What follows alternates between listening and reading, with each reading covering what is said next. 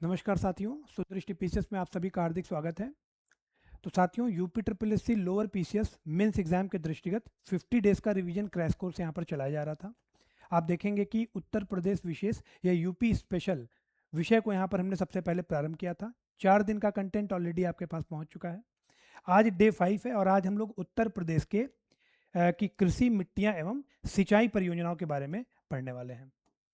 ठीक है, तो यह आपका 5वें दिन का टॉपिक है, उत्तर प्रदेश की कृषि मिट्टियां एवं सिंचाई परियोजनाएं। तो अब इसके आगे के जो भी वीडियोस होंगे, जब तक सुदृष्टि पीसीएस का जो आधिकारिक चैनल है वो रीस्टोर नहीं हो जाता है, तब तक के लिए सारी क्लासेस आपकी यहीं पर कंटिन्यू की जाएंगी। तो ये एक बैकअप चैनल के भी रूप में आप लेकर के चलो, है ना। वो कब तक रीस्टोर होगा उसमें कोई सर्टेनिटी तो है नहीं, तो इसलिए हम अपनी क्लासेस को गैप नहीं कर सकते। तो आप इसको सब्सक्राइब कर लें और यहीं से हम अब आगे बढ़ेंगे। तो साथियों, टॉप 50 एमसीक्यू हम यहाँ पर सॉल्व कर रहे हैं, टॉपिक वाइज, सब्जेक्ट वाइज। चलिए प्रारंभ करते हैं। पहला प्रश्न आप सभी के सम्मुख है और यहाँ पर इन क्वेश्चंस के माध्यम से आप देखेंगे कि बहुत सारे फैक्ट्स मेरे द्वारा आपको बताए जाते हैं। उत्तर प्रदेश, या आप कह सकते हैं UP triple S C lower PCS में कुल 20 नंबरों में आना है और यहाँ पर 20/20 की तैयारी हम लोग कर रहे हैं। तो पहला प्रश्न साथियों कि इन द ईस्टर्न, हिंदी में पढ़ लेते हैं, उत्तर प्रदेश के पूर्वी तराई और खादर क्षेत्रों, विशेषकर कुशीनगर, देवरिया और गोरखपुर में एक अनूठी स्थानीय मिट्टी पाई जाती है। अब इसमें चूने की उच्च मात्रा होती है, कैल्शियम भरपूर होता है और यह गन्ने की खेती के लिए, शुगर केन कल्टीवेशन के लिए बहुत अधिक उपयुक्त होती है। आपसे पूछा है कि इस मिट्टी का स्थानीय नाम क्या है। तो देखिए, अगर प्रश्न बनेगा और थोड़ा कठिन प्रकृति का बनेगा, है ना, तो वो इसी प्रकार के प्रश्न वहां पर पूछे जाएंगे। तो क्वेश्चन में ही आपको 4-5 फैक्ट है, मोस्ट इंपॉर्टेंट क्वेश्चन है। और इस क्वेश्चन का कुछ पार्ट तो आपका पीवाईक्यू भी है, ध्यान रखिएगा, है ना। तो सबसे पहले ईस्टर्न यूपी की बात हो रही है, तराई और खादर रीजन की। ठीक है, और यहाँ पर एक स्थानीय मिट्टी पाई जाती है, यहाँ पर देख लीजिए, पूर्वी तराई और खादर क्षेत्र। और इसमें आपके जो जिले हैं वो आपके कुशीनगर हो जाएंगे, देवरिया हो जाएंगे और गोरखपुर हो जाएंगे। यहाँ पर ये मिट्टी पाई जाती है, गन्ने की खेती के लिए उपयुक्त है, कैल्शियम यहाँ पर उच्च मात्रा में पाई जाती है ना। तो ये देखिए, सारे फैक्ट्स हैं जो आपको रटे होने चाहिए। तो इसके लिए 4 विकल्प हैं, करेल, भाट, दोमट और भूर, है ना।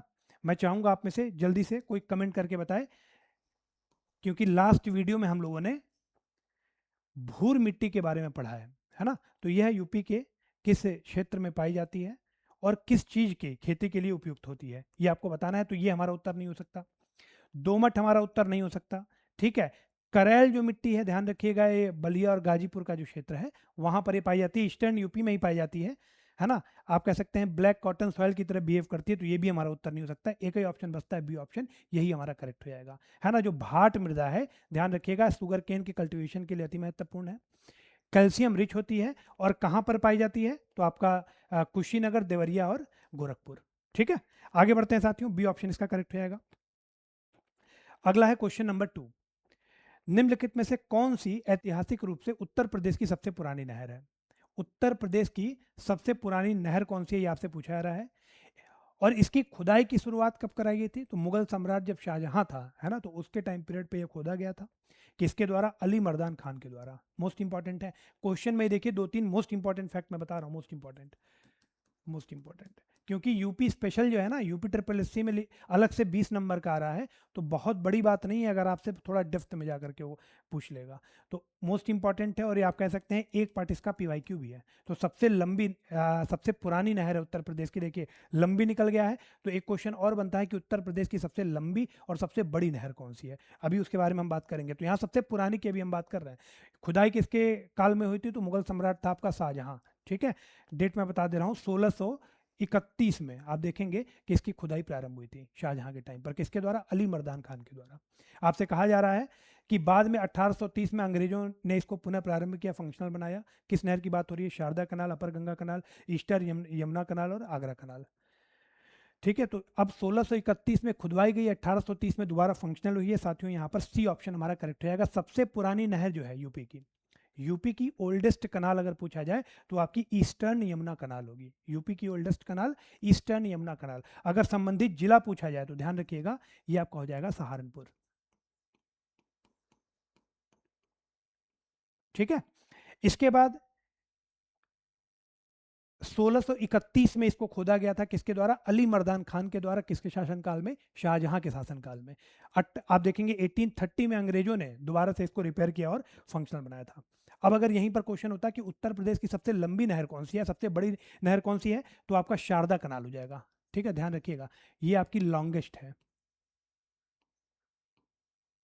Longest in UP. ठीक है, आगे बढ़ते हैं साथियों। तो यहां पर हमारा सी ऑप्शन करेक्ट हो जाएगा। अगला है क्वेश्चन नंबर 3 है हमारा, बुंदेलखंड की कौन सी चिपचिपी चिकनी मिट्टी गर्मियों में गहरी दरारें विकसित करती है जिसे जुताई मुश्किल हो जाती है? गर्मियों में दरारें पड़ जाती हैं और सर्दियों में श्रिंक कर जाती है ना? तो कौन सी मिट्टी की बात हो रही है? पड़वा, राकर, मार या भूंटा? तो यहाँ पर मित्रों सी ऑप्शन करेक्ट हो जाएगा। पीवाईक्यू है, इसलिए इसको आप रट लें, एज इट इज रट लें। पीवाईक्यू है और मोस्ट इंपॉर्टेंट है। तो गर्मियों के दिनों में आप देखेंगे कि जो माड़ मृदा है बुंदेलखंड क्षेत्र की, है ना, गर्मियों में उसमें दरारें पड़ जाती हैं और सर्दियों में श्रिंक कर जाती है। ठीक है, तो इसीलिए यहाँ पर इसको जोतना बहुत मुश्किल हो जाता है ना? जब मोटी मोटी दरारें पड़ जाएंगी तो आप जुताई कैसे करोगे? तो इसको जोतना बहुत मुश्किल हो जाता है। तो ये आपकी जो मृदा है वो आपकी माड़ मृदा है। सी ऑप्शन करेक्ट हो जाएगा। आगे बढ़ते हैं। अगला साथियों क्वेश्चन नंबर 4 है हमारा, यूपी में कृषि निर्यात क्षेत्र और फसल का कौन सा युग्म गलत है, ये पूछा रहा है। उत्तर प्रदेश में जो एग्री एक्सपोर्ट जोन्स हैं, एग्री एक्सपोर्ट जो जोन्स हैं और उनसे संबंधित फसल में कौन सा युग्म गलत है, ये पूछा रहा है। आगरा पोटैटो, तो पहले तो एक प्रश्न यहाँ पे ये भी बनता है कि करेंटली यूपी में कितने एग्री एक्सपोर्ट जोन्स जो हैं फंक्शनल है ना? How many agri export zones are functional in the Uttar Pradesh, है ना, एट प्रेजेंट? तो वहां पर ऑप्शन आपका उत्तर हो जाएगा 4। टोटल कितने एग्री एक्सपोर्ट जोन है? तो आपके 4 एग्री एक्सपोर्ट जोन है। मतलब कौन सा मुख्यालय और कौन सा फसल का युग्म इसमें गलत है, ये भी देख लेते हैं। तो पहला आगरा पोटैटो लिखा हुआ है, ये हमारा बिल्कुल करेक्ट है ना? तो एक ये हो गया।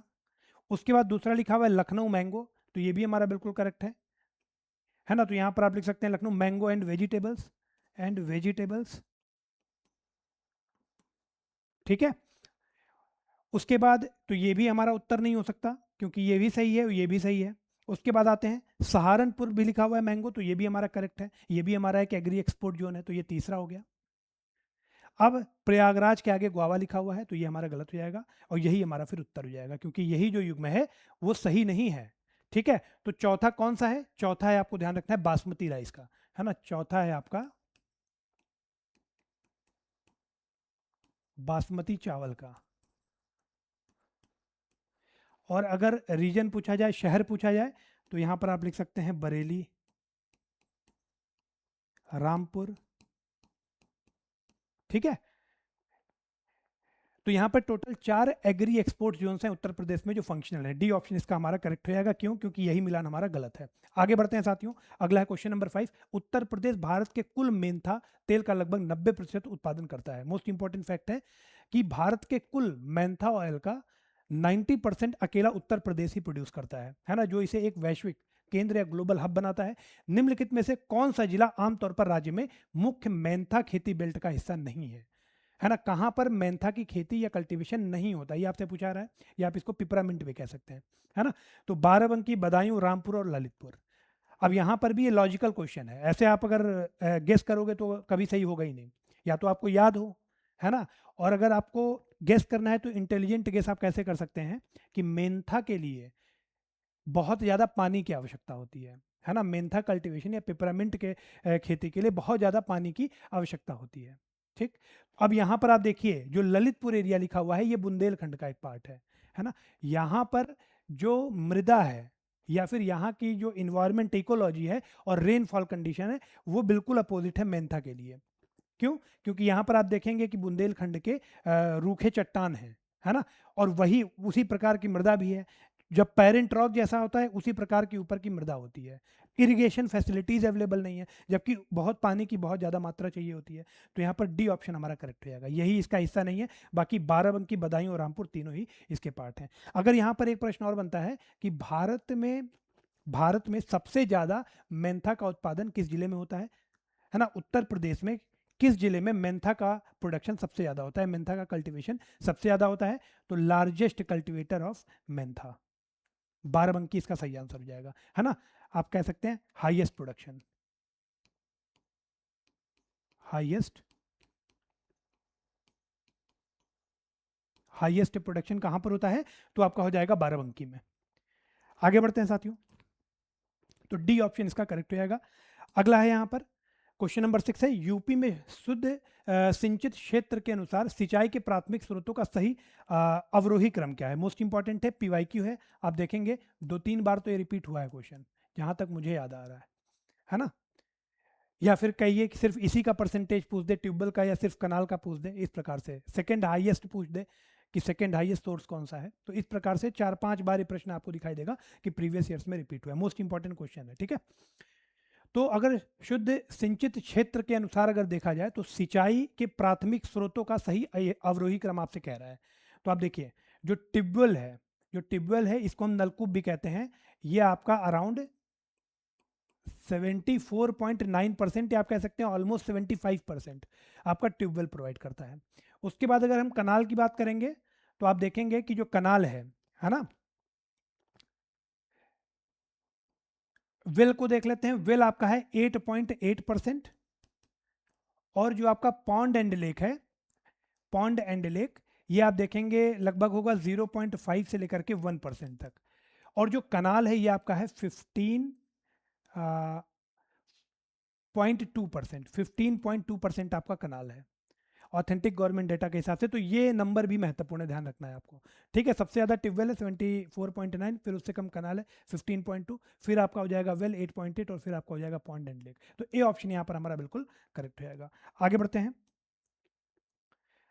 अगला साथियों क्वेश्चन नंबर 7 है, राज्य सरकार देसावरी है ना, देसावरी और महोबई जैसे विशिष्ट पान के पत्तों की खेती को बढ़ावा देने के लिए एक विशेष पान प्रयोग एवं प्रशिक्षण केंद्र है ना, पान प्रयोग एवं प्रशिक्षण केंद्र जिसको आप कह सकते हैं betel vine experiment and training centre, betel vine experiment and training centre या पान प्रयोग एवं प्रशिक्षण केंद्र है ना, संचालित करती है। यह विशेष केंद्र किस जिले में स्थित है, किस जिले में मौजूद है, आपसे पूछा जा रहा है। अब देखिए यहाँ पर क्वेश्चन को थोड़ा इजी करने के लिए और थोड़ा ज़्यादा फैक्ट पहुंचाने के लिए मैंने यहाँ पर महोबई लिख दिया है ना, क्योंकि महोबई नाम से भी उसको कनेक्ट किया जाता है। और अगर सिर्फ पूछा जाता देसावरी, मतलब उत्तर प्रदेश का कौन सा जिला देसावरी वैरायटी के पान के पत्तों के लिए जाना जाता है, बीटल लीव्स के लिए जाना जाता है, तो फिर ये प्रश्न कठिन हो जाता। लेकिन आपको ध्यान रखना है, पान जैसे ही दिमाग में आएगा, उत्तर प्रदेश का एक जिला ऐसा है जो सिर्फ पान के लिए प्रसिद्ध है ना, उसको हम कहते हैं महोबा के पान, ठीक है। महोबा के विशेष प्रकार के पान होते हैं और उसमें जो लीव्स यूज़ की जाती है वो आपकी देसावरी लीव्स होती हैं। और आप देखेंगे कि इनको फैसिलिटेट करने के लिए, रिसर्च एंड डेवलपमेंट के लिए राज्य सरकार के द्वारा एक प्रशिक्षण केंद्र भी बनाया गया है, पान प्रयोग एवं प्रशिक्षण केंद्र। तो कहाँ बनाया जाएगा, जहाँ पर वो पाए जाते हैं। तो आप बी ऑप्शन यहाँ करेक्ट रहेगा, महोबा, ठीक है। मोस्ट इंपॉर्टेंट क्वेश्चन है और आप कह सकते हैं पीवाईक्यू भी है। आगे बढ़ते हैं,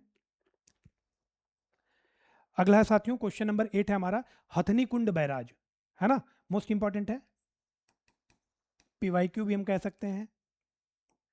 हथनी कुंड बैराज जो अक्सर मानसून के मौसम में अतिरिक्त पानी छोड़ने के लिए जानी जाती है, आप देखेंगे राष्ट्रीय समाचारों में रहती है। क्यों? क्योंकि इसके कारण दिल्ली में भयंकर बाढ़ आ जाती है, ठीक है। अब आपसे पूछा जा रहा है कि हरियाणा और उत्तर प्रदेश के किस जिले की सीमा पर यमुना नदी पर यह स्थित है, हथनी कुंड बैराज। हरियाणा और उत्तर प्रदेश के किस जिले की सीमा पर यह स्थित है, हथनी कुंड बैराज, ये आपसे पूछा जा रहा है।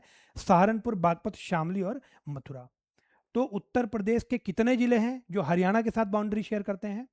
तो आप देखेंगे कि उत्तर प्रदेश के कुल 6 जिले हैं, है ना, जो हरियाणा के साथ बाउंड्री बनाते हैं। अब इन 6 जिलों में वो कौन सा जिला है जहां पर आपका हथनी कुंड बैराज स्थित है? तो यहां पर मित्रों आप देखेंगे ए ऑप्शन हमारा करेक्ट रहेगा, सहारनपुर, है ना। हरियाणा का आप देखेंगे यमुनानगर डिस्ट्रिक्ट है हरियाणा का, और उत्तर प्रदेश का जो सहारनपुर डिस्ट्रिक्ट है इसके बॉर्डर पर ही आप देखेंगे कि यहाँ पर आपका हथनी कुंड बैराज यमुना नदी पर बनाया गया है। मोस्ट इंपॉर्टेंट क्वेश्चन था। आगे बढ़ते हैं साथियों, अगला है आपका क्वेश्चन नंबर 9। उत्तर प्रदेश में गाजीपुर में केवल एक सरकारी स्वामित्व वाला अफीम प्रसंस्करण कारखाना स्थित है ना। आप देखेंगे कि उत्तर प्रदेश में अफीम प्रसंस्करण जो कारखाना है वो केवल एक स्थित है उत्तर प्रदेश में, भी कहां पर? गाजीपुर में। मोस्ट इंपॉर्टेंट फैक्ट है, मोस्ट इंपॉर्टेंट एग्जाम के लिए आपके मोस्ट इंपॉर्टेंट है ना। अफीम प्रसंस्करण केंद्र उत्तर प्रदेश या राज्य सरकार के स्वामित्व वाला अफीम प्रसंस्करण केंद्र कहाँ पर स्थित है? तो गाजीपुर में स्थित है। हालांकि प्रसंस्करण को खेती से रणनीतिक रूप से अलग रखते हुए यूपी का कौन सा जिला अफीम का सबसे बड़ा उत्पादक है? अफीम की खेती सबसे ज्यादा कहां पर होती है? यूपी में। देखिए प्रसंस्करण केंद्र कहां पर स्थित है? अफीम प्रसंस्करण केंद्र वो आपका है गाजीपुर में। लेकिन अफीम की खेती सबसे ज्यादा कहां पर होती है उत्तर प्रदेश में? तो गाजीपुर, बाराबंकी, गोंडा और कुशीनगर। मोस्ट इंपॉर्टेंट क्वेश्चन है और पीवाईक्यू है ना? पीवाईक्यू है कि अफीम की खेती कहां पर होती है, पहले भी आपसे पूछा चुका है। तो आप कह सकते हैं यहाँ पर बी ऑप्शन हमारा करेक्ट हो जाएगा, बाराबंकी। जिन भी प्रश्नों का आपको उत्तर पता है ना, उसको आप कमेंट बॉक्स में लिखते चले जाइए ताकि आपका एक रिवीजन हो जाए, टेस्ट की तरह आप इसे एक लो, है ना। मोस्ट इंपॉर्टेंट क्वेश्चंस हैं, बहुत सारे फैक्ट मैं बता रहा हूँ जो आप देखेंगे परीक्षा में डायरेक्ट आपके सम्मुख आएंगे। तो अफीम प्रसंस्करण केंद्र उत्तर प्रदेश में एकमात्र कहाँ पर है? गाजीपुर में है। जबकि अफीम की खेती सबसे ज्यादा कौन करता है? तो आपका बाराबंकी करता है। कंफ्यूज नहीं होना है, ठीक है। तो यहाँ पर आप देखिए ये क्वेश्चन हो गया हमारा। इसके बाद यहीं पर एक क्वेश्चन मैं और अगर लिख दूं कि पूरे भारत में कौन सा जिला है जो अफीम की खेती में सबसे आगे है, सर्वोच्च है? भारत में अभी तो उत्तर प्रदेश का बाराबंकी जिला हो गया। अब मैं कह दूं कि पूरे भारत में पहली बात तो कौन सा राज्य है जहां पर अफीम की खेती सर्वाधिक होती है और कौन सा जिला है? तो अब ध्यान रखिएगा, मध्य प्रदेश का मंदसौर जिला। India's largest producer of opium, तो आप कह सकते हैं मंदसौर, मध्य प्रदेश। मंदसौर एमपी, है ना। 4 स्टार का फैक्ट है ये भी आपका।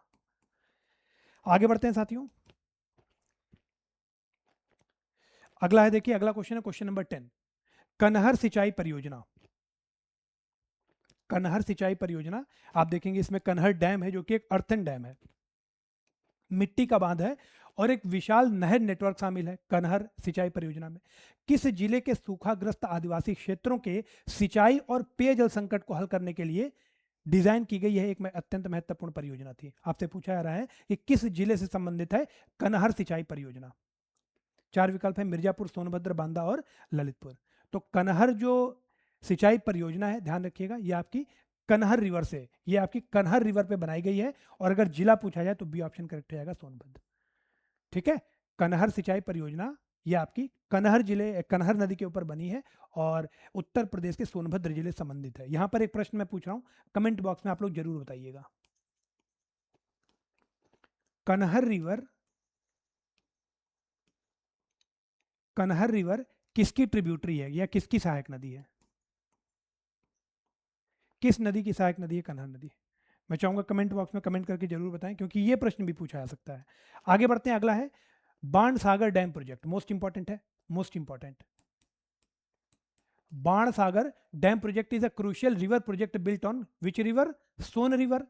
हिंदी में पढ़ देते हैं, बाणसागर बांध परियोजना जो है यह किस नदी पर है? सोन नदी पर स्थित है। Most important fact, most important, PYQ, है ना। मैच द फॉलोइंग में भी पूछा गया है, बाणसागर प्रोजेक्ट किस नदी पर है? तो ये आपकी सोन नदी पर है। अब आपसे कहा जा रहा है कि भाग लेने वाले राज्यों, जिसमें क्रमशः आपके 3 राज्य हैं, बाणसागर प्रोजेक्ट के 3 बेनिफिशियरी हैं, मध्य प्रदेश, उत्तर प्रदेश और बिहार। ध्यान रखिएगा, मध्य प्रदेश, उत्तर प्रदेश और बिहार, इनके बीच में किस रेशियो में आवंटन किया गया है? ठीक है, यह आपसे पूछा जा रहा है, वित्तीय और जल साझाकरण का अनुपात क्या रखा गया है मध्य प्रदेश, उत्तर प्रदेश और बिहार में? तो ध्यान रखिएगा, बी ऑप्शन करेक्ट हो जाएगा, 2:1:1। बाणसागर जो प्रोजेक्ट है या बाणसागर डैम प्रोजेक्ट जो है, बाणसागर बांध परियोजना, ये किस नदी पर है? तो ये आपकी सोन नदी पर बनी है। किन राज्यों के बीच में ये साझा रूप से बनाई गई है? तो मध्य प्रदेश, उत्तर प्रदेश और बिहार में बनाई गई है ना। आवंटन किस हिसाब से किया गया है? तो 2:1:1, मतलब उत्तर प्रदेश और बिहार को एक एक मिला, रेशियो में एक एक हिस्सा मिला है और मध्य प्रदेश आपका, आप कह सकते हैं 2 हिस्से पे है, तो 2:1:1। ठीक है, तो यहां पर मित्रों बी ऑप्शन हमारा करेक्ट हो जाएगा। मतलब आधा मध्य प्रदेश के पास है, 50% मध्य प्रदेश के पास है और 25% यूपी और 25% बिहार। किसकी बात कर रहे हैं? Bansagar dam project. B option correct हो गया। आगे बढ़ते हैं, अगला साथियों क्वेश्चन नंबर 12। उत्तर प्रदेश के सुगंधित काले मोती के रूप में प्रसिद्ध है, मोस्ट इंपॉर्टेंट है, मोस्ट इंपॉर्टेंट। उत्तर प्रदेश के सुगंधित काले मोती के रूप में प्रसिद्ध काला नमक चावल। काला नमक चावल एक अत्यधिक मूल्यवान जीआई टैग वाला कृषि उत्पाद है जिसे ऐतिहासिक रूप से बौद्ध काल से उगाए जाने वाला माना जाता है। किस जिले को इसके उत्पादन का आप कह सकते हैं श्रेय प्राप्त है या प्राथमिक केंद्र माना जाता है? तो काला नमक चावल, है ना, बौद्ध काल से संबंधित है, बौद्ध काल में भी इसको उगाया जाता था ऐसा माना जाता है। तो काला नमक चावल उत्तर प्रदेश के आप कह सकते हैं कि इसका उत्तर प्रदेश के किस जिलों को इसका प्राथमिक केंद्र माना जाता है? सिद्धार्थनगर, चंदौली, पीलीभीत या महोबा। तो काला नमक चावल की बात हो रही है, मोस्ट इंपॉर्टेंट है, ए ऑप्शन करेक्ट रहेगा सिद्धार्थनगर। आगे बढ़ते हैं। एक बार मैं फिर से बता दे रहा हूँ कि अगर आपने अभी तक चैनल को सब्सक्राइब नहीं किया है तो चैनल को सब्सक्राइब कर लें। डेली बेसिस पर 50 ऐसे ही महत्वपूर्ण प्रश्नों के साथ यहाँ पर हम रिवीजन करेंगे। अब आप सोचो कि जब इन ऐसे सेशंस के बाद आप एग्जाम में बैठोगे तो बहुत सारे मोस्ट इंपॉर्टेंट फैक्ट और पॉइंट्स को मैं यहीं पर रिवाइज कर रहे हैं, तो आप यहाँ से रिवाइज करके ही जाओगे। तो ये आप समझ सकते हैं कि क्लासेस छोड़ने वाली तो बिल्कुल नहीं है ना। तो इस चैनल को आप सब्सक्राइब कर लें। अगर वीडियोज़ आपको अच्छे लग रहे हो तो आप इसको लाइक और शेयर जरूर करें। क्वेश्चन नंबर 13 है साथियों, बंजर ऊसर क्षारीय मिट्टी को सुधारने के लिए यूपी सरकार किस रसायन पर भारी सब्सिडी देती है? मोस्ट इंपॉर्टेंट क्वेश्चन है। थोड़े पेक्यूलियर टाइप के भी क्वेश्चंस हैं और आपको पता है यूपी ट्रिपल एससी इसीलिए जाना जाता है। तो बंजर या ऊसर मिट्टी को सुधारने के लिए या उसको रिफॉर्म करने के लिए, है ना, कैसी मिट्टी होती है? क्षारीय होती हैं, अम्लीय नहीं होती हैं। ठीक, तो यूपी सरकार के द्वारा किस रसायन पर भारी सब्सिडी प्रदान की जा रही है? तो ध्यान रखिएगा, कॉपर सल्फेट, है ना, कॉपर सल्फेट, कॉपर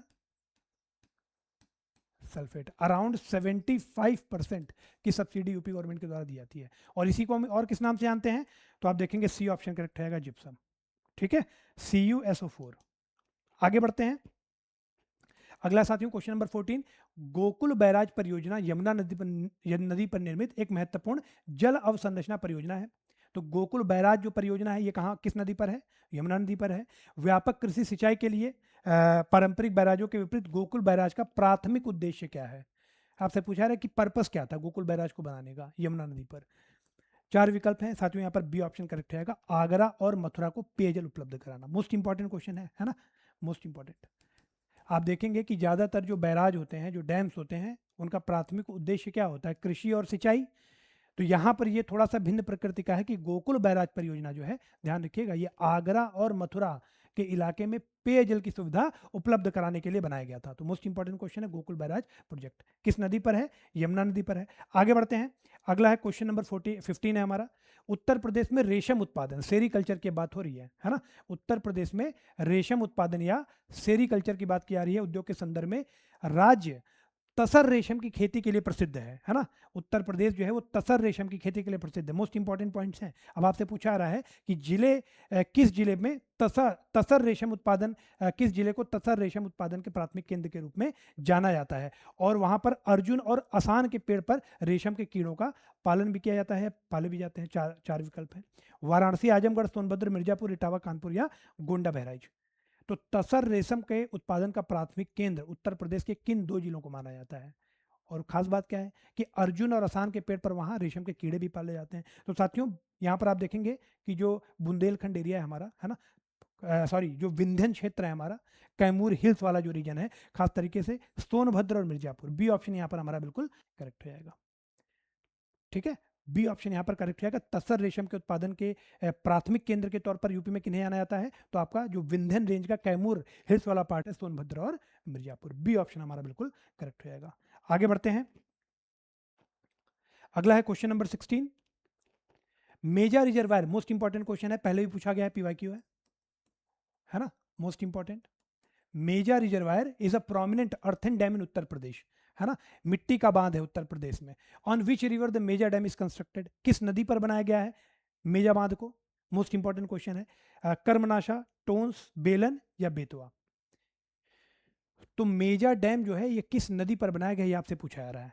ठीक है, तो यहां पर मित्रों आप देखेंगे सी ऑप्शन हमारा करेक्ट रहेगा, बेलन रिवर। सी ऑप्शन हमारा बिल्कुल करेक्ट रहेगा, बेलन रिवर। मैं चाहूंगा कमेंट बॉक्स में तुरंत कमेंट करें आप लोग, क्योंकि इसको हम लोगों ने पहले डिस्कस किया हुआ है ना। जो बेलन रिवर है ये किसकी ट्रिब्यूटरी है? ये किसकी ट्रिब्यूटरी है? बेलन रिवर किसकी ट्रिब्यूटरी है, ये आपसे पूछा जा रहा है। ठीक है, तो आपका मेजा डैम अगर पूछा जाए कि किस जिले में स्थित है तो इसको भी आप कमेंट कीजिए। मैं हिंट दे दे रहा हूं, प्रयागराज होगा कि मिर्जापुर होगा, है ना। जो मेजा डैम है ये किस जिले में स्थित है? उत्तर प्रदेश के किस जिले में स्थित है? इसको भी आप कमेंट करें, 2 कमेंट कीजिए आप लोग, है ना। और कमेंट में अगर नहीं मिलता है, या कमेंट तो तभी करोगे आप जब पता होगा, अगर नहीं पता हो तो इन क्वेश्चंस को सर्च आप जरूर किया करो बाद में, ठीक है। तो मेजर जलाशय या मेजर रिजर्वायर आपका बेलन नदी पर बनाया गया है, सी ऑप्शन हमारा बिल्कुल करेक्ट रहेगा। अगला है क्वेश्चन नंबर 17, उत्तर प्रदेश के कौन से दो जिले लीची के अग्रणी और आधिकारिक रूप से मान्यता प्राप्त उत्पादक हैं? लीची उत्तर प्रदेश में किन दो जिलों में प्राथमिक केंद्र के रूप में जाना जाता है, उगाया जाता है, कल्टीवेशन किया जाता है? सहारनपुर, मेरठ, लखनऊ, उन्नाव, वाराणसी, गाजीपुर, मथुरा, आगरा। तो लीची का उत्पादन आप कह सकते हैं कि अग्रणी उत्पादक के रूप में किन दो जिलों को जाना जाता है उत्तर प्रदेश के, लीची के अग्रणी उत्पादक के रूप में? तो यहां पर साथियों ए ऑप्शन करेक्ट रहेगा, Saharanpur and Meerut. Most important question है। आगे बढ़ते हैं। अगला क्वेश्चन 18 है हमारा, उत्तर प्रदेश के विंध्य पठारी क्षेत्र में एक विशिष्ट प्रकार की मृदा पाई जाती है जो लाल रंग की होती है, मुख्य रूप से प्राचीन विंध्य चट्टानों के वेदरिंग से बनती है, और इसमें नाइट्रोजन फास्फोरस की कमी होती है। देखिए ये सारे फैक्ट्स महत्वपूर्ण हैं। विंध्य क्षेत्र की मृदा है, विंध्य के जो चट्टान है उनमें वेदरिंग हुई, अपर्दन हुआ, जिसके कारण मृदा का निर्माण हुआ, ठीक। इसके बाद किसमें कमी होती है? तो नाइट्रोजन और फास्फोरस की इसमें कमी होती है। मिर्जापुर और सोनभद्र जैसे जिलों में पाई जाने वाली, कहाँ पाई जाती है? मिर्जापुर और सोनभद्र जिले में पाई जाती है, ठीक है। इस पथरीली लाल मिट्टी को क्या स्थानीय नाम दिया जाता है? अब देखिए ये जो मृदा है ये आपकी ऑलरेडी कवर हो गई, ठीक है। देखिए कहाँ कहाँ कहाँ पाई जाती है? विंध्य क्षेत्र में पाई जाती है। लाल मिट्टी आप कह सकते हैं इसको बोला जाता है। विंध्य के जो चट्टान है उनमें वेदरिंग के कारण ये बनती है। नाइट्रोजन और फास्फोरस की कमी होती है। सोनभद्र मिर्जापुर रीजन में पाई जाती है। मृदा का नाम क्या है? तो सारे फैक्ट मैंने आपको बता दिया, अब क्वेश्चन आपसे मैंने पूछ लिया है, ठीक है। तो आप देखिए यहाँ पर भी दिमाग लगाइए, विंध्य क्षेत्र कह रहा है, और यहाँ पर आप इसको एलिमिनेट कर सकते हैं, किसको? भाभर को। आप यहाँ पर करेल को एलिमिनेट कर सकते हैं, ठीक है। आप यहाँ पे खादर को एलिमिनेट कर सकते हैं। लॉजिक लगाइए, इतना बड़ा प्रश्न था, नहीं आता है उत्तर, लॉजिक लगाते हैं तो आपकी देखिए भाभर, करेल और खादर ये सभी तराई और दोआब रीजन से संबंधित है, ठीक है। मेनली ये तराई रीजन में पाई जाने वाली मिट्टियां हैं। और यहाँ पर बात किसकी हो रही? विंध्य क्षेत्र की। तो एक ही तो बची, भोंटा। बी ऑप्शन हमारा करेक्ट रहेगा। मोस्ट इंपॉर्टेंट क्वेश्चन है, और इसी प्रकार के लॉजिक से ही ये सभी प्रश्न निकलते हैं, अगर आपको फैक्ट याद ना हो तो भी, है ना। तो भोंटा उसको कहते हैं, ध्यान रखिएगा। पर्वतीय जो विंध्य के पर्वतीय क्षेत्र हैं, पहाड़ी क्षेत्रों में पाई जाने वाली लाल मृदा जो है उसका स्थानीय नाम भोंटा है। आगे बढ़ते हैं। अगला है साथियों क्वेश्चन नंबर 19, भारतीय सब्जी अनुसंधान संस्थान। भारतीय सब्जी अनुसंधान संस्थान एक प्रमुख आयकर संस्थान जो उत्तर प्रदेश और भारत में बागवानी विकास और सब्जियों की नई किस्मों के अनुसंधान में महत्वपूर्ण भूमिका निभाता है। यह कहाँ स्थित है? आपसे पूछा जा रहा है भारतीय सब्जी अनुसंधान संस्थान कहाँ पर है? लखनऊ, कानपुर, वाराणसी या प्रयागराज?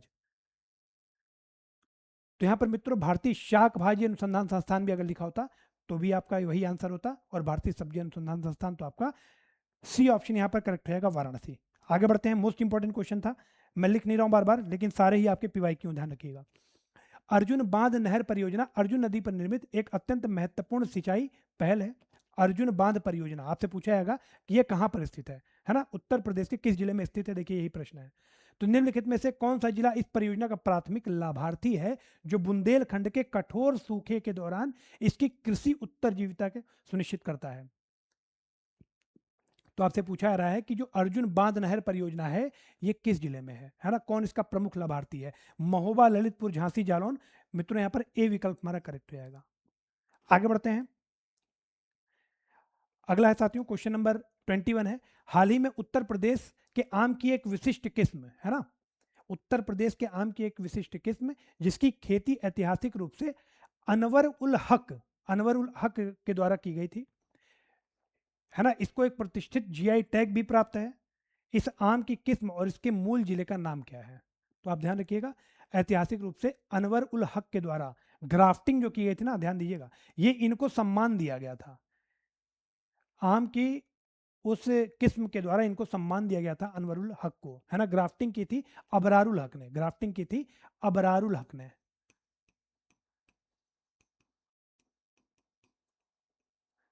इनके पिता थे अनवरुल हक। कौन सी किस्म है आम की? और आप देखेंगे कि पाकिस्तान भी दावा करता है उस आम की किस्म को कि आम की किस्म हमारी है, ठीक है। तो लंगड़ा आम, रतौल, उसके बाद दशहरी, और इसके बाद है आपका गौरजीत। तो ध्यान रखिएगा आम की कौन सी किस्म है, अनवरुल हक से संबंधित है, ठीक है। तो यहाँ पर मित्रों जीआई टैग भी उसको मिला हुआ है, उत्तर प्रदेश की ही एक किस्म है। तो यहाँ पर बी ऑप्शन करेक्ट रहेगा, रतौल। ये किससे संबंधित है? बागपत से। मोस्ट इंपॉर्टेंट है, रतौल आम जो है ये किससे संबंधित है, इसको जीआई टैग कहाँ प्राप्त है? तो बी ऑप्शन करेक्ट रहेगा, बागपत में। आगे बढ़ते हैं। रतौल पे दावा पाकिस्तान भी करता है कि ये हमारी आम की किस्म है, लेकिन आप देखेंगे कि इसको जीआई टैग दे दिया गया था, है ना, उत्तर प्रदेश के द्वारा इसको जीआई टैग दिया गया। आगे बढ़ते हैं, अगला है क्वेश्चन नंबर 22। उत्तर प्रदेश को भारत में आधुनिक चीनी उद्योग का पालना माना जाता है। अंग्रेजों द्वारा भारत की और यूपी की पहली आधुनिक चीनी मिल किस जिले में और किस वर्ष में स्थापित की गई? Most important question, most important. Uttar Pradesh की पहली आधुनिक चीनी मिल कब और कहां पर स्थापित की गई थी, यह आपसे पूछा रहा है। तो यहाँ पर मित्रों कानपुर 1901 लिखा हुआ है, प्रतापपुर देवरिया 1903 लिखा हुआ है, मेरठ 1920 और कुशीनगर 1911। तो ध्यान रखिएगा, उत्तर प्रदेश की पहली, अंग्रेजों द्वारा पहली आधुनिक चीनी मिल कब और कहां स्थापित की गई? तो मित्रों यहाँ पर प्रतापपुर देवरिया 1903, प्रतापपुर देवरिया 1903, बी ऑप्शन हमारा बिल्कुल करेक्ट रहेगा। मोस्ट इंपॉर्टेंट क्वेश्चन था और पीवाईक्यू भी है। आगे बढ़ते हैं, अगला साथियों क्वेश्चन नंबर 23। सरयू नहर राष्ट्रीय परियोजना यूपी की सबसे महत्वाकांक्षी इंटरलिंकिंग सिंचाई नेटवर्क में से एक है ना, सरयू नहर राष्ट्रीय परियोजना। ठीक, जैसे केन बेतवा लिंकिंग है ना, उसी प्रकार से सरयू नहर राष्ट्रीय परियोजना ये भी एक आप कह सकते हैं रिवर इंटरलिंकिंग प्रोजेक्ट है। 9 जिलों को इससे लाभ प्राप्त होता है। ठीक है, इसको 9 जिलों से लाभ प्राप्त होता है और 5 नदियों का संगम होता है, 5 नदियों का पूरा नेटवर्क है। आपसे पूछा रहा है कि इनमें से कौन शामिल नहीं है। ठीक, सरयू नहर, सरयू कनाल नेशनल प्रोजेक्ट की हम बात कर रहे हैं, सरयू नहर राष्ट्रीय परियोजना, रिवर लिंकिंग नहीं है ना, कनाल लिंकिंग प्रोजेक्ट आप कह लो। ठीक है, Ken Betwa river linking project है। तो यहाँ पर मित्रों 5 नदियों में कौन कौन आता है सरयू नहर सिंचाई परियोजना में? तो आप देखेंगे कि घाघरा आता है, सरयू खुद आती है, राप्ती, ठीक है, उसके बाद आपकी एक है रोहिन और एक है आपकी बाणगंगा। तो ये 5 नदियां हैं, गोमती नहीं है, सी ऑप्शन हमारा बिल्कुल करेक्ट रहेगा, गोमती इसमें शामिल नहीं है। आगे बढ़ते हैं, अगला है क्वेश्चन नंबर 24। जहां जल अपर्दन मध्य और पूर्वी यूपी में मिट्टी को नष्ट करता है, वहीं उत्तर प्रदेश के किन 2 जिलों को गंभीर वायु अपर्दन के कारण मरुस्थलीकरण को के अधिकतम खतरे का सामना करना पड़ता है? ठीक है, यूपी में जनरली आप देखेंगे शीट इरोजन, हम लोगों ने देखा था ना कि सबसे उसको जिसको डेथ ऑफ द फार्मर भी कहा जाता है, तो शीट इरोजन होता है ना। आप देखेंगे अवनालिका अपर्दन भी होता है, लेकिन उत्तर प्रदेश के 2 ऐसे जिले हैं जो आप कह सकते हैं कि विंड इरोजन, वायु अपर्दन, है ना, वायु अपर्दन के आप कह सकते हैं कि दुष्प्रभावों से जूझ रहे हैं। वायु अपर्दन के कौन 2 जिले हैं? तो देखिए वायु अपर्दन, विंड इरोजन सबसे ज्यादा जो प्रभावी क्षेत्र है, लॉजिकल क्वेश्चन है पूरा, नहीं भी आपको उत्तर पता, देखिए कैसे पहुंचेंगे उत्तर तक। तो विंड इरोजन सबसे ज्यादा एसोसिएटेड है आपका डिजर्ट एरिया से, है ना, मरुस्थली क्षेत्र से। अब भारत में जो मरुस्थल है राजस्थान में मौजूद है। उत्तर प्रदेश के कौन से 2 जिले हैं जो प्रॉक्सिमिटी में हैं? तो आपके आगरा और मथुरा हैं। तो आप देखिए बी ऑप्शन यहाँ पर हमारा बिल्कुल करेक्ट रहेगा। हमने बाकी उत्तर देखे ही नहीं, बाकी ऑप्शन देखना ही नहीं है। ठीक है, आगे बढ़ते हैं, अगला हो जाएगा क्वेश्चन नंबर 25।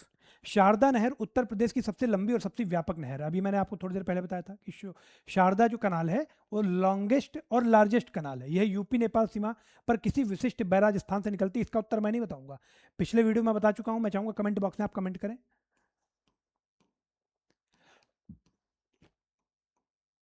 किस विशिष्ट बैराज स्थान से निकलती है, मैं चाहूंगा कमेंट करें। बनबसा, नौरोरा, ओखला या गिरजापुरी।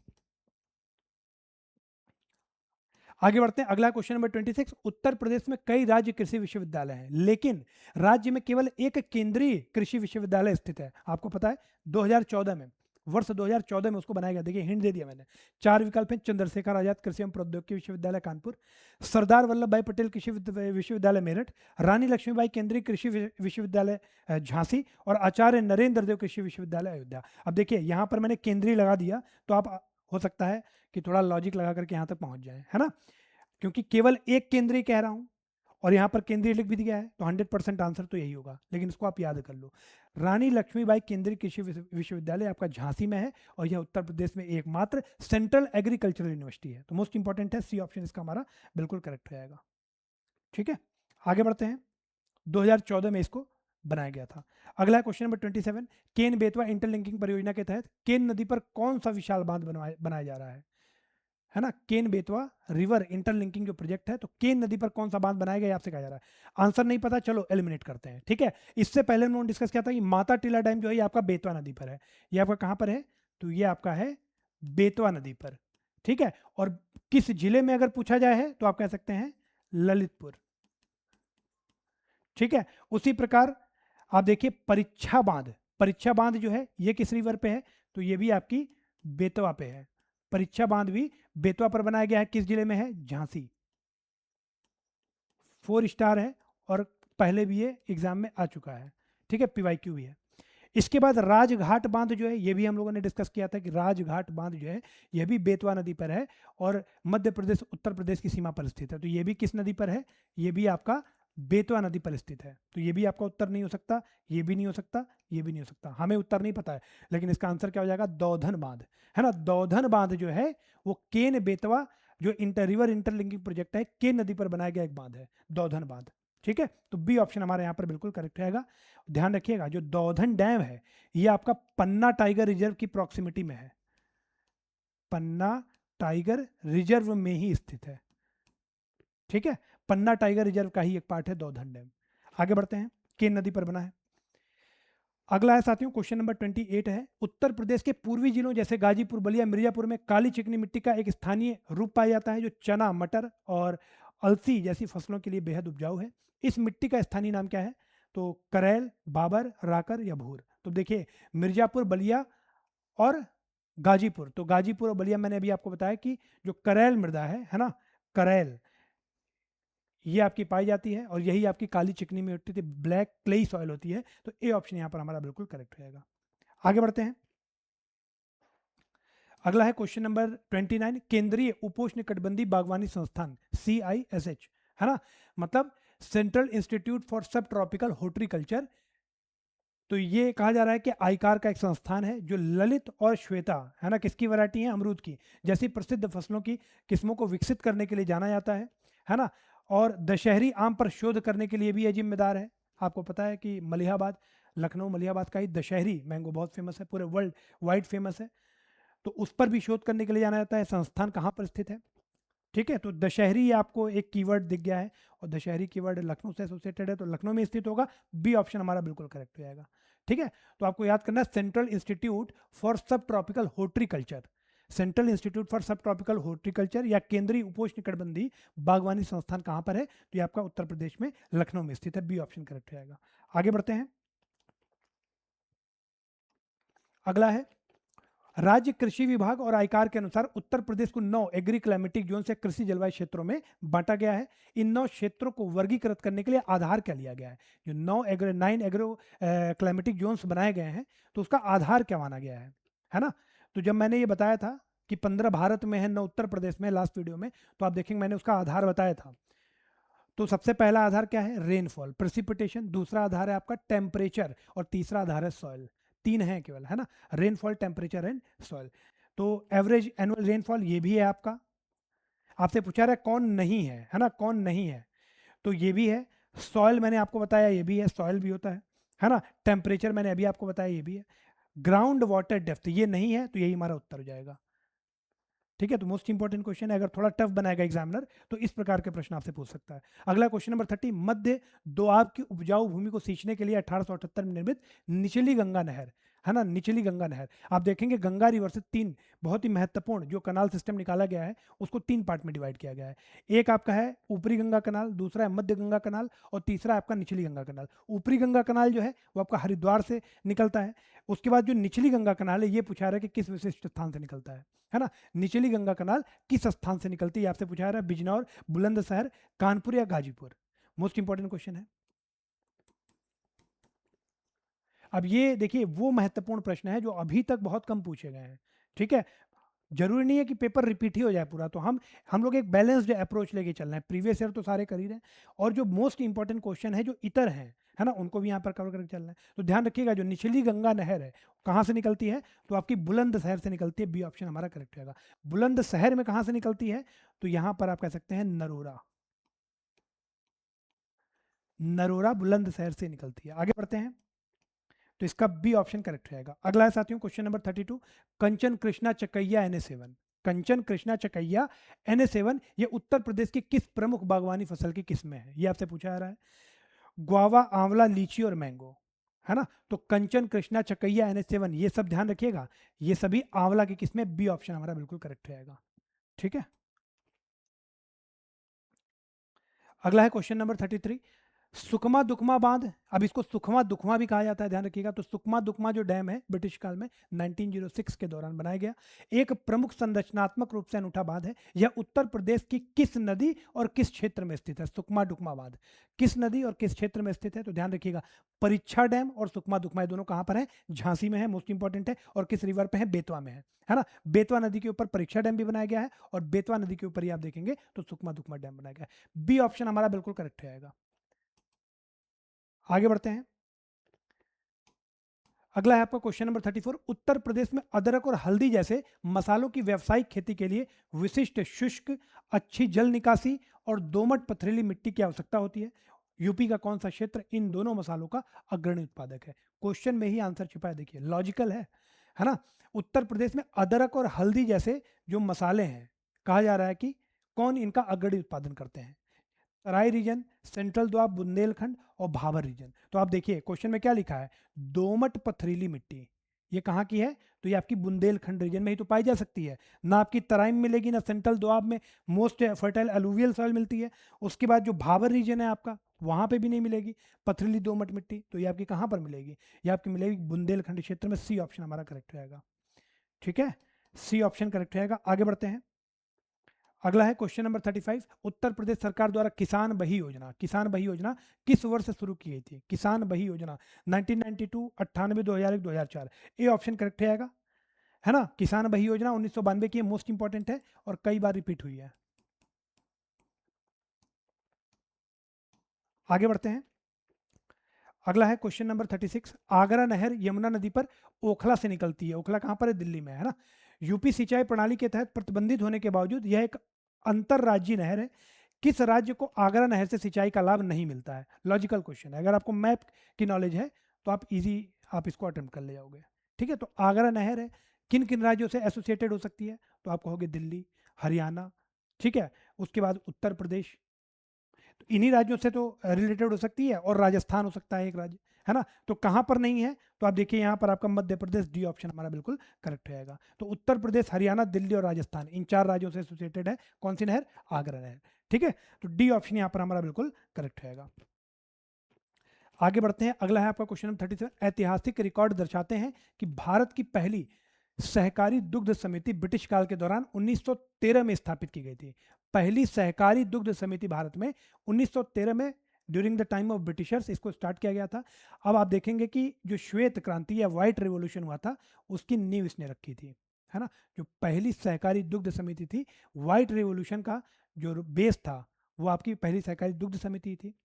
अब यह उत्तर प्रदेश के किस शहर में स्थापित की गई थी? सहकारी दुग्ध समिति आनंद, याद कीजिए, हिंट दे रहा हूं, है ना। तो बी ऑप्शन करेक्ट रहेगा, इलाहाबाद प्रयागराज। बी ऑप्शन यहां पर हमारा बिल्कुल करेक्ट रहेगा, इलाहाबाद प्रयागराज। आगे बढ़ते हैं। मोस्ट इंपॉर्टेंट क्वेश्चन था। अगला है आपका क्वेश्चन नंबर 38। उत्तर प्रदेश के तराई क्षेत्र में धान एक प्रमुख फसल है। ठीक, धान एक प्रमुख फसल है तराई क्षेत्र में, मोस्ट इंपॉर्टेंट। आप देखेंगे वाटर की कितनी जरूरत होती है। हालांकि किसानों को अक्सर खैरा रोग नामक विनाशकारी बीमारी का सामना करना पड़ता है। तो धान का खैरा रोग, अब आपसे पूछा रहा है कि किसकी कमी के कारण होता है, तो मोस्ट इंपॉर्टेंट क्वेश्चन है, साइंस एंड टेक भी रिवाइज कर लीजिए यहीं पर। तो कि धान का खैरा रोग किसकी कमी से होता है? तो आप कहेंगे सी ऑप्शन हमारा करेक्ट रहेगा, जिंक की कमी से। सी ऑप्शन यहाँ पर हमारा बिल्कुल करेक्ट रहेगा। आगे बढ़ते हैं। और धान की खेती उत्तर प्रदेश में कहाँ फेमस है? तो आप कहेंगे तराई बेल्ट में। अगला है आपका क्वेश्चन नंबर 39। जूट, इसी को सनई या मिष्टा भी कहा जाता है ना। तो जूट को प्रचुर मात्रा में पानी, गर्म और आर्द्र परिस्थितियों की आवश्यकता होती है। जूट की खेती के लिए जो इसेंशियल क्लाइमेटिक कंडीशंस हैं, आप देखेंगे कि शुष्क कंडीशन, या आप कह लीजिए कि सॉरी, आर्द्र कंडीशन, प्रचुर मात्रा में पानी चाहिए, गर्मी भी होनी चाहिए, ठीक है, मतलब आर्द्र परिस्थितियां होनी चाहिए। अब देखिए मॉइस्चर, मॉइस्चर की आवश्यकता है, मोस्ट इंपॉर्टेंट है। तो इस सख्त जलवायु संबंधी आवश्यकताओं के कारण उत्तर प्रदेश में जूट की खेती किन दो नदियों के दोआब क्षेत्र तक सीमित है? क्लाइमेटिक रीजन्स क्या है? आर्द्र कंडीशंस होनी चाहिए, है ना। तो अब आप देखिए चार विकल्प हैं, गंगा यमुना, सरयू घाघरा, बेतवा केन, गोमती सई। अब यहाँ पर अगर आप दिमाग लगाइए तो इन चारों में सबसे ज़्यादा जो आर्द्र स्थितियां हैं, मतलब गर्मी भी है और पानी भी चाहिए, ठीक है। तो आप देखिए यहाँ पर बी ऑप्शन हमारा करेक्ट रहेगा, सरयू और घाघरा, है ना। सरयू और घाघरा ईस्टर्न यूपी में ही तो ऐसी कंडीशन आपको देखने को मिलेगी, है ना, मॉइस्ट कंडीशन। अगर आप वेस्टर्न यूपी में आएंगे तो सेमी एरिड मिलने लगेगा। आगरा मथुरा आपका राजस्थान के साथ प्रॉक्सिमिटी बना रहा है, तो लॉजिकल क्वेश्चन है ना। तो ईस्टर्न यूपी में आपको सरयू घाघरा, बी ऑप्शन हमारा बिल्कुल करेक्ट हो जाएगा। आगे बढ़ते हैं। अगला साथियों क्वेश्चन नंबर 40 है हमारा। आईकार के तहत दो प्रमुख राष्ट्रीय अनुसंधान संस्थान, भारतीय चारागाह एवं चारा अनुसंधान संस्थान और केंद्रीय कृषि वानिकी अनुसंधान संस्थान, है ना, उत्तर प्रदेश के किस जिले में अगल बगल स्थित है? तो दो संस्थान, भारतीय चारागाह एवं चारा अनुसंधान संस्थान और केंद्रीय कृषि वानिकी अनुसंधान संस्थान। इंग्लिश में आप देखो तो Indian grassland and fodder research institute, Indian grassland and fodder research institute, और दूसरा आपका central agro forestry research institute. कहाँ पर स्थित है? आजू बाजू में, तो झांसी। सी ऑप्शन यहाँ पर हमारा बिल्कुल करेक्ट हो जाएगा। मोस्ट इंपॉर्टेंट क्वेश्चन है और रिपीटेड है, PYQ है। ठीक है, आगे बढ़ते हैं। अगला साथियों क्वेश्चन नंबर 41 है। उत्तर प्रदेश के विशाल गंगा के मैदान में पुरानी जलोढ़ मिट्टी, जिसको बांगर कहा जाता है, ऊंचे स्थानों पर होती है और अब वार्षिक नदी की बाढ़ में नहीं डूबती है ना। मध्य और पूर्वी जिलों में एक विशिष्ट स्थानीय नाम से जानी जाती है। वो शब्द कौन सा है जिसको आप कह सकते हैं, जो बांगड़ है, पुरानी जलोढ़ मृदा है, उसको उत्तर प्रदेश में किस नाम से जाना जाता है? स्थानीय नाम से, ये पूछा जा रहा है।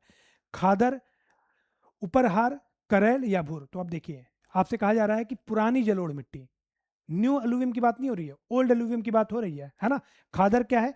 न्यू एलुवियम है, तो ये आपका उत्तर नहीं हो सकता। करेल क्या है? तो करेल अभी हम लोगों ने देखा कि जो बलिया और गाजीपुर का क्षेत्र है वहां पर पाई जाने वाली चिकनी काली मिट्टी है, तो ये भी आपका आंसर नहीं हो सकता। और भूर, इससे पहले हम लोगों ने बात की, मैं चाहूंगा इसको जरूर आप कमेंट बॉक्स में बताएं, है ना। इससे पहले वाले वीडियो में इसकी बात हम कर चुके हैं, तो कमेंट में बताएं आप कि भूर मृदा जो है उत्तर प्रदेश के किस रीजन में पाई जाती है और किसकी खेती के लिए, कल्टीवेशन के लिए महत्वपूर्ण है। इसको आपको कमेंट में लिखना है। ठीक है, तो यहाँ पर एक ही ऑप्शन हमारा बचता, तो ये भी नहीं होगा, एक ही ऑप्शन बचा बी, ये हो जाएगा उपरहार। ठीक है, तो देखिए अगर आपको लॉजिक भी आप लगाओगे ना, तो भी आपका आंसर कहीं जाने नहीं वाला है, बी ऑप्शन करेक्ट रहेगा। और देखने में ये सब क्वेश्चन ऐसे हैं कि आपको लगेगा कि प्रथम दृष्टया में आपको लगेगा कि इसको छोड़ दो, है ना, वरना का नंबर कट कर देगा, लेकिन ये सब स्कोरिंग है। उत्तर प्रदेश में उगाई जाने वाली किस दलहन फसल का फसल चक्र सबसे छोटा 60 दिन का होता है? तो आपको ये मूंग का होता है ना। तो यहाँ पर आप देखिए ग्रीन ग्राम मूंग, सी ऑप्शन हमारा बिल्कुल करेक्ट हो जाएगा। ठीक है, और इसे रबी की कटाई मतलब जायद सीजन में मुख्यतः उगाया जाता है। ठीक है, तो आप देखिए रबी की कटाई और खरीफ की बुआई के बीच का समय, तो जायद हो गया। ठीक, तो सी ऑप्शन हमारा बिल्कुल करेक्ट हो जाएगा। आगे बढ़ते हैं। अगला साथियों क्वेश्चन नंबर 43 है। चंद्रप्रभा बांध, चंद्रप्रभा बांध 1957 में निर्मित एक अत्यंत सुरम्य और ऐतिहासिक रूप से महत्वपूर्ण मिट्टी का बांध है, अर्थन डैम है।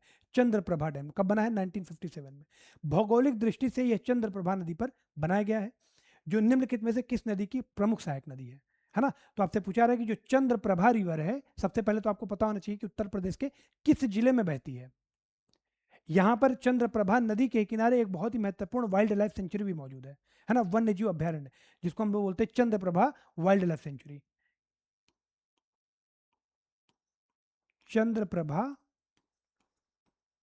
वाइल्ड लाइफ सेंचुरी कहां पर है? तो आप कह सकते हैं चंदौली। ठीक है, चंदौली मौजूद है।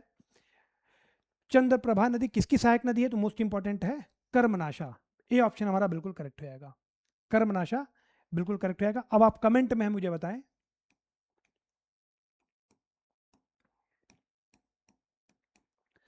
जो कर्मनाशा रिवर है ये किसकी सहायक नदी है? ये किसकी सहायक नदी है? कर्मनाशा नदी किसकी सहायक नदी है? मैं चाहूंगा कमेंट बॉक्स में इसको जरूर बताएं। आगे बढ़ते हैं साथियों। अगला है क्वेश्चन नंबर 44।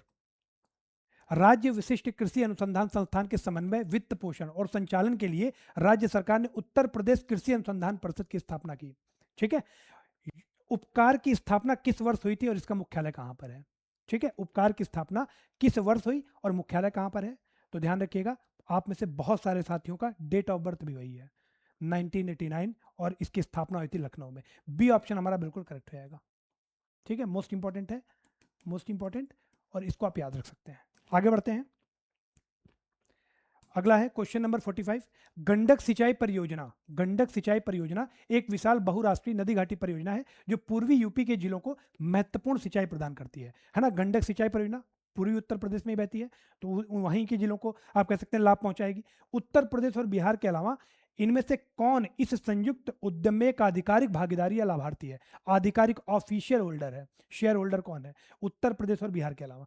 तो ध्यान रखिएगा, जो गंडक सिंचाई परियोजना है ये भारत और नेपाल के मध्य एक परियोजना है, तो आप कह सकते हैं उत्तर प्रदेश बिहार के अलावा बी ऑप्शन हमारा करेक्ट रहेगा, नेपाल। ठीक है, आगे बढ़ते हैं। अगला है आपका क्वेश्चन नंबर 46। उत्तर प्रदेश के विशाल जलोढ़ मैदान, यहाँ मिट्टी मुख्य रूप से खनिजों के किस संयोजन से समृद्ध है, लेकिन इनमें सार्वभौमिक रूप से नाइट्रोजन, फास्फोरस और ह्यूमस की कमी होती है। मतलब आपको उस मिट्टी आपको बताना है कि जो जलोढ़ मैदान है, जो अलुवियल सॉइल है मुख्यतः, वो आपकी देखिए आपको बताना है कि किसमें वो समृद्ध है।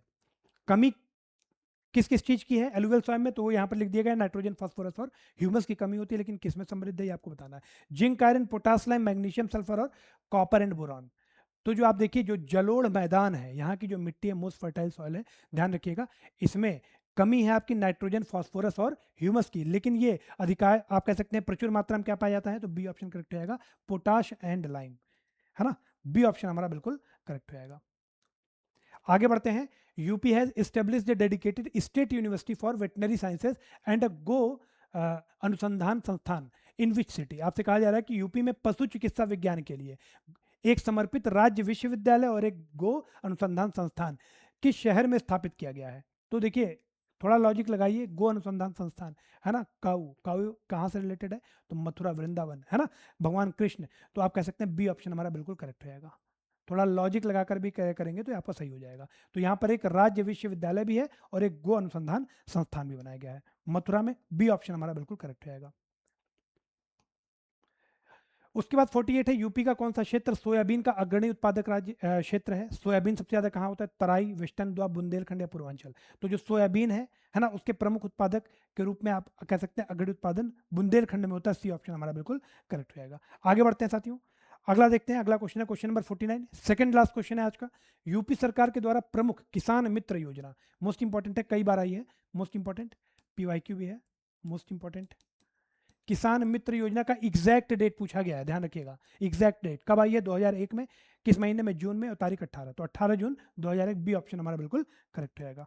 आगे बढ़ते हैं, किसान मित्र योजना की बात हम लोगों ने यहाँ पे कर ली। लास्ट क्वेश्चन है आज का साथियों, कौन सा जिला पारंपरिक रूप से यूपी में चबाने वाले नॉन वर्जीनिया तंबाकू की व्यावसायिक खेती के लिए एक बड़ा केंद्र है ना। चबाने वाला जो तंबाकू है उसकी एक वैरायटी है नॉन वर्जीनिया, है ना। यूपी का कौन सा जिला इसके उत्पादन के लिए जाना जाता है, सोनभद्र, फर्रुखाबाद, सहारनपुर या गोरखपुर। तो ध्यान रखिएगा, नॉन वर्जीनिया जो वैरायटी है तंबाकू की, ये चबाने वाली वैरायटी है, ठीक है। और ये आपकी फर्रुखाबाद में, बी ऑप्शन हमारा बिल्कुल करेक्ट रहेगा।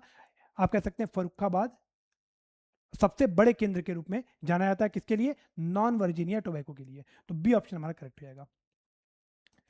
ओके फ्रेंड्स, तो आज का हमारा सेशन यहाँ पर समाप्त होता है, और इस चैनल को आप जरूर सब्सक्राइब कर लें। आगे की जितने भी वीडियोस होंगे, जो भी आपके फॉलोअप अपडेट्स होंगे, वो सभी इसी चैनल पे अपलोड किए जाएंगे, तब तक जब तक कि हमारा सुदृष्टि पीसीएस जो आधिकारिक चैनल है वो वापस से रिस्टोर नहीं हो जाता है, ठीक है।